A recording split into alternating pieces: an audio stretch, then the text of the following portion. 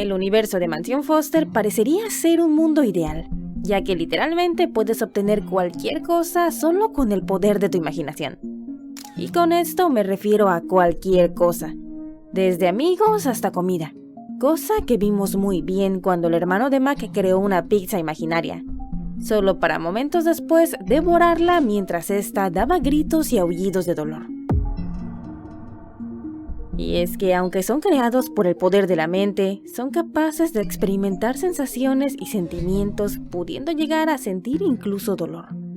Cosa que se vuelve mucho más turbia cuando dentro de la serie nos dicen que cualquiera puede crear un amigo imaginario, y que esto depende puramente de la imaginación del sujeto, siendo que los niños tienen más facilidad, pero hemos visto creaciones monstruosas creadas por adolescentes, como lo son los extremasaurios, lo que deja la duda sobre qué clase de seres podrían salir de la imaginación de alguien con problemas mentales, quienes podrían volver real cualquier tipo de alucinación.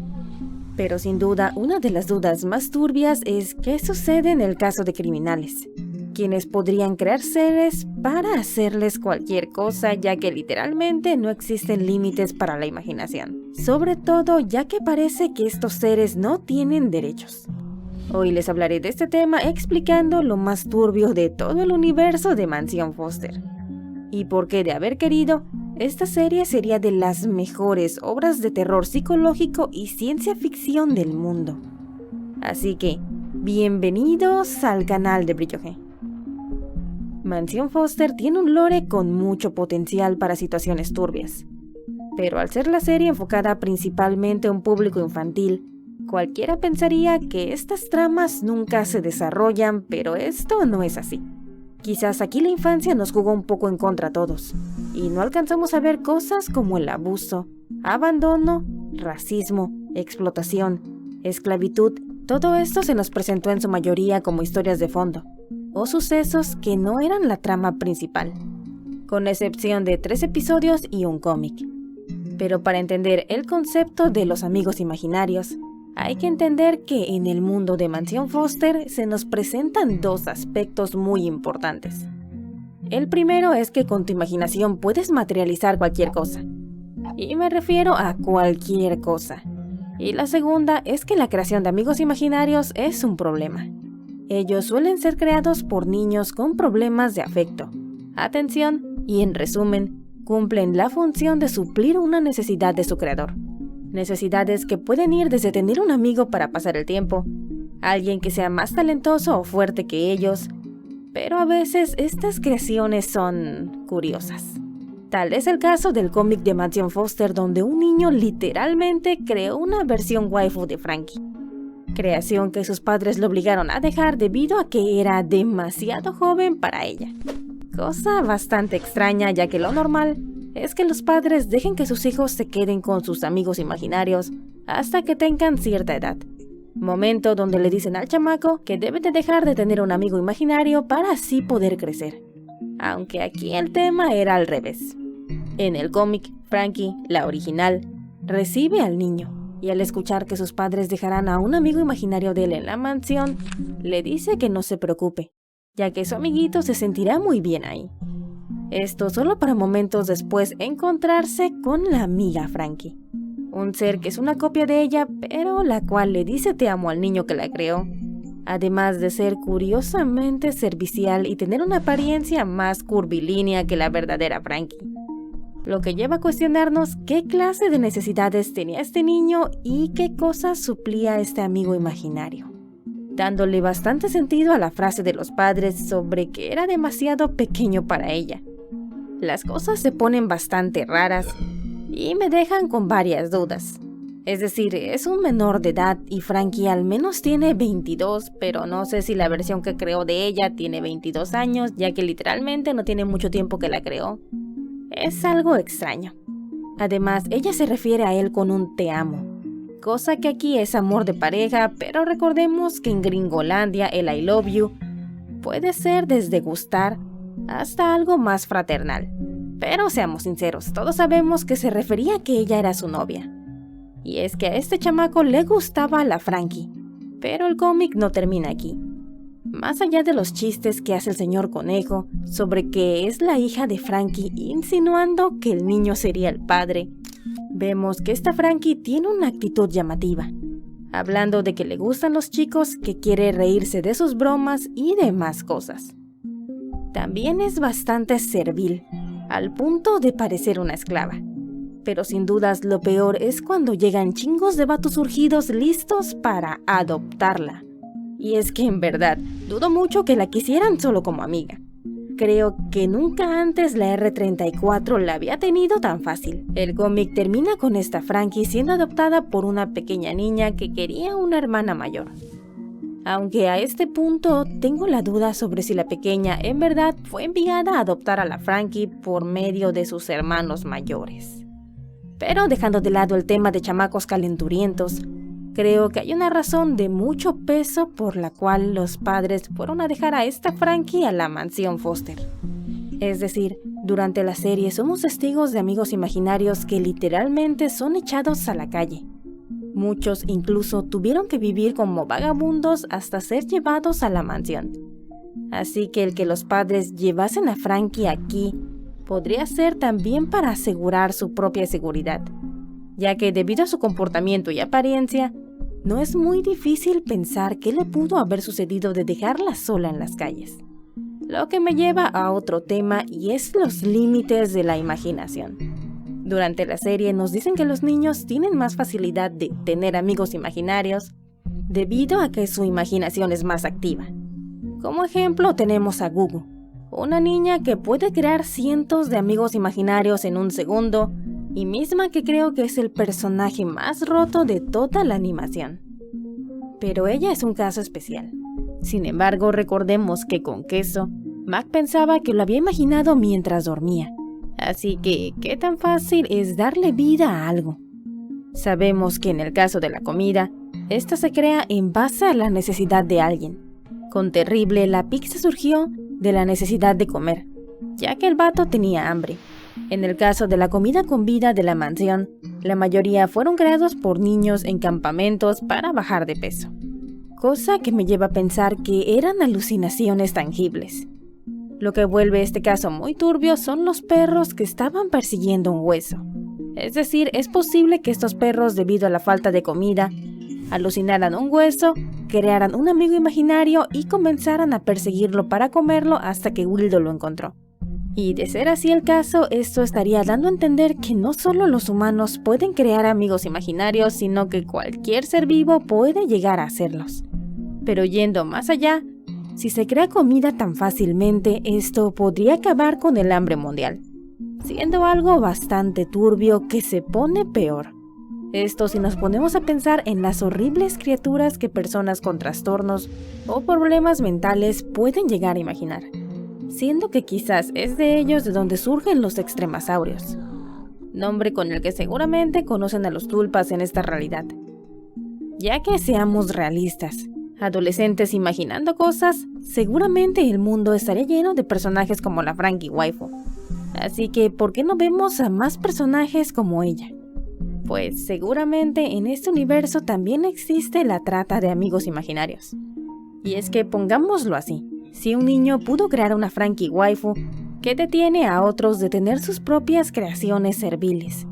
Si uno puede llevar su imaginación a materializarse, y viendo que la mayoría de adultos no suelen ser capaces de crear cosas, el que al menos uno pudiera crearlas o que tuviera acceso a un niño como este cerca, esto crearía todo un mercado en torno a ello, creando seres para todo tipo de propósitos, desde compañeros del crimen, mandarlos a cometer delitos para ellos y que carguen con la culpa, o tenerlos encerrados para hacerles quién sabe qué. Y todo esto con total inmunidad. Y les recuerdo que todo esto que estoy diciendo bien podría formar parte del canon del universo de Mansión Foster. Ya que sí, la serie es infantil, pero sabemos que existen personas con problemas mundanos, como no poder pagar la renta, e incluso existen criminales, ya que la niña que imaginó Eduardo creció para volverse una policía. Por lo que no es difícil pensar que los criminales pudiesen llegar a crear amigos imaginarios para cualquier cosa. Lo más inquietante es que parece que los amigos imaginarios no tienen derechos y al ser tantos, muy poca gente se llega a preocupar en verdad por ellos. Es decir, literalmente son echados a la calle completamente a su suerte. Algunos, como los que son comida, terminan siendo depredados por humanos o perros, pero a los demás no les va mucho mejor, ya que pueden llegar a caer en manos de cualquier oportunista. Esto se llega a ver en el episodio 10 de la segunda temporada, titulado La peste de la fama. Aquí Bluey es engañado por un productor para firmar unos papeles creyendo que firmaba un contrato para poder ser una estrella, pero en verdad estaba firmando unos papeles de adopción. Lo peor de todo es que el tipo no lo trata como a un amigo, sino que lo deja en condiciones deplorables, encerrándolo en una transportadora sucia, solo dejándolo salir para trabajar, sobreexplotándolo y alejándolo de sus amigos, al punto en que Blue tuvo que aprovechar un evento en vivo para poder pedir auxilio, cosa que Mac nota rápidamente, mientras que todos los demás que veían el show creían que era solo algo para hacer reír y entretener. Al final todo termina bien ya que logran salvar a Blue, pero ¿cuántos amigos imaginarios estarán pasando por su misma situación? Pero a diferencia de él, no tienen gente que se preocupe por ellos.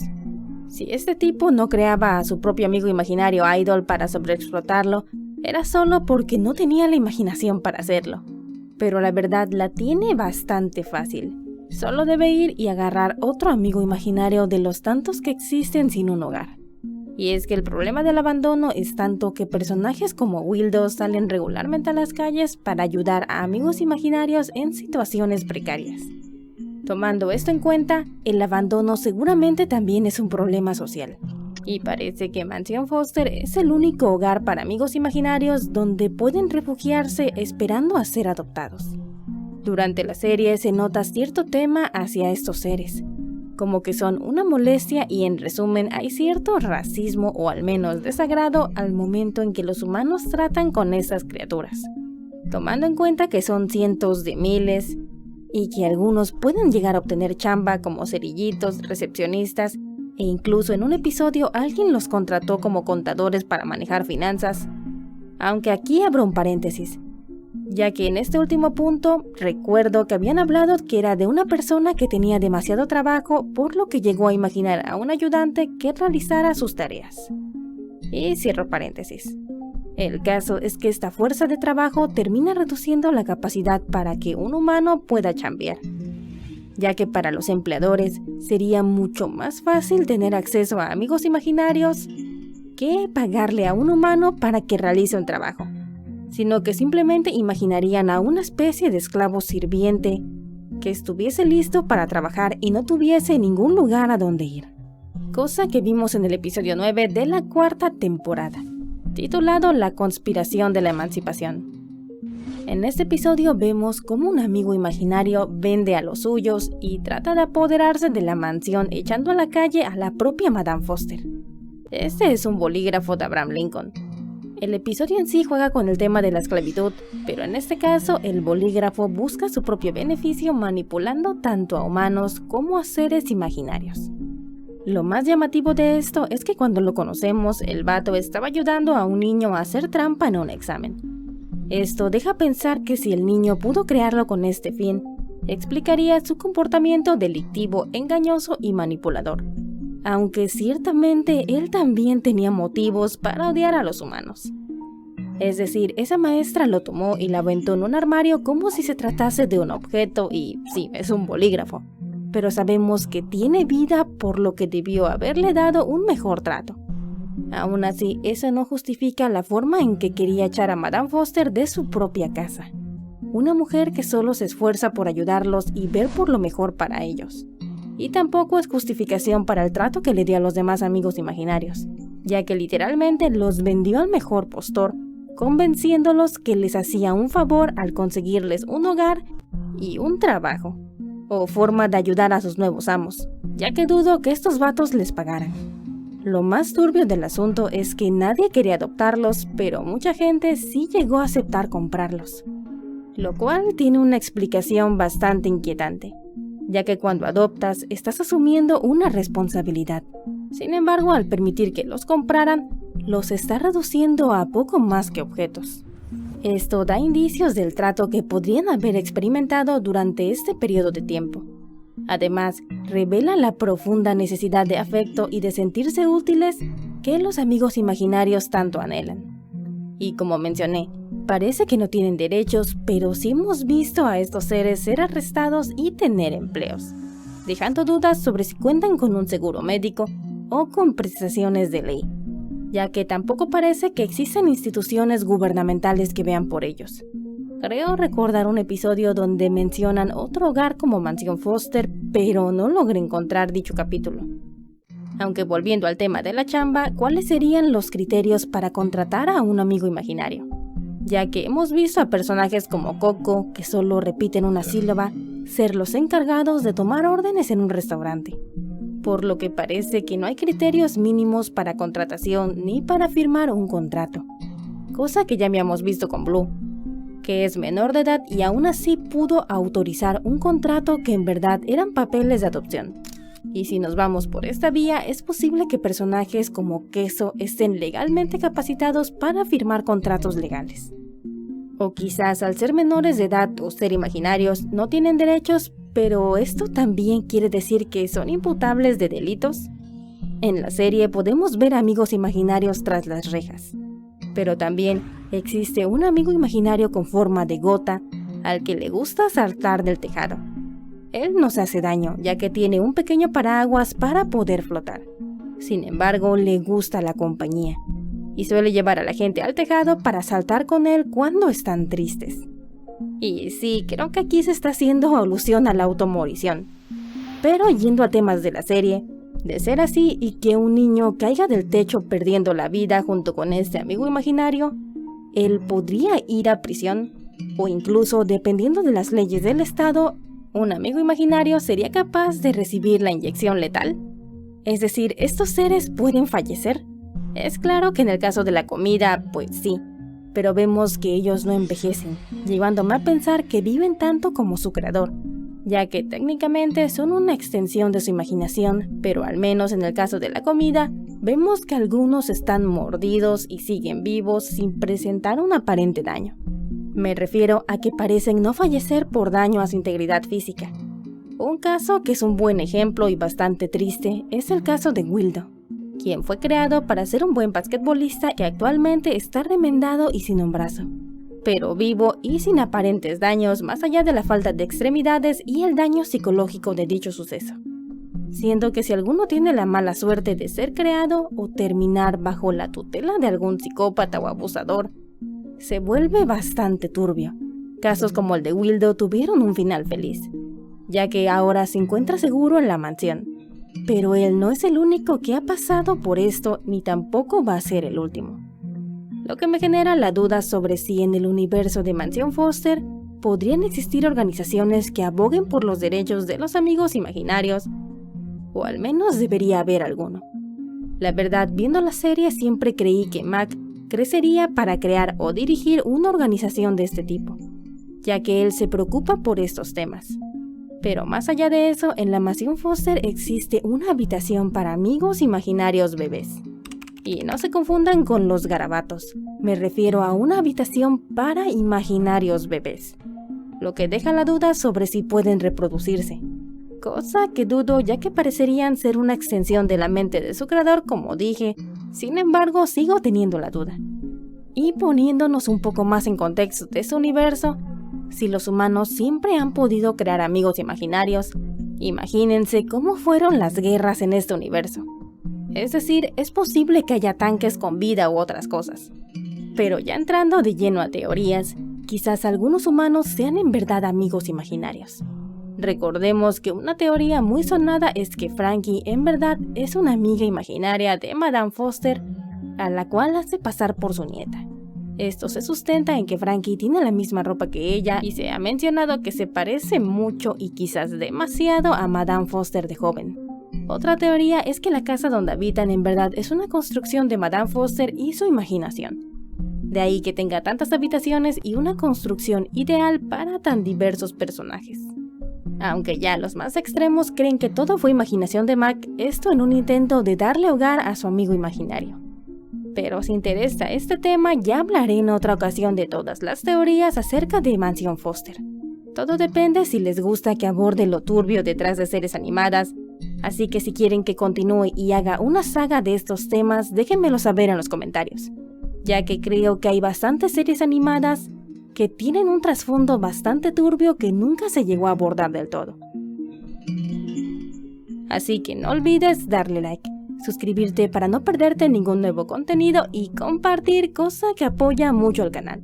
Y muchas gracias a quienes unieron, ya que son un gran apoyo para que yo pueda seguir trayéndoles contenido de manera más constante. Hasta un próximo video, Goldenes.